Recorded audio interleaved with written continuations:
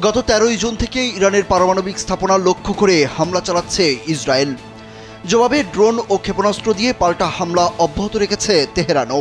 পাল্টাপাল্টি এই হামলায় উভয় দেশের বহু মানুষ হতাহত হয়েছেন, কিন্তু মধ্যপ্রাচ্যের প্রায় সব দেশই মুখে অনেকটা কুলু পেটেছে। এদিক থেকে ভিন্ন ইরাক। শুরু থেকেই ইরানের পাশে আছে দেশটি।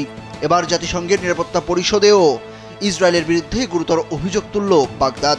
বৈঠকের ঠিক আগে 50টি ইসরায়েলি যুদ্ধবিমান ইরাকের আকাশসীমা লঙ্ঘন করেছে বলে জাতিসংঘ নিরাপত্তা পরিষদকে জানিয়েছে তারা।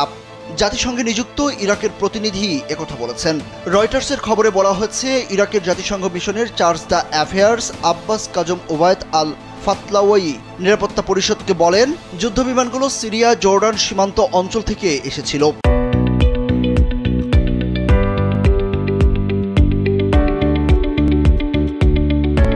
তিনি জানান, প্রথমে 20টি যুদ্ধবিমান প্রবেশ করে, পরে আরও 30টি যুদ্ধবিমান ইরাকের দক্ষিণাঞ্চলের দিকে যায়। এই বিমানগুলো বসরা, নাজাভ ও কারবালা শহরের আকাশসীমা অতিক্রম করে।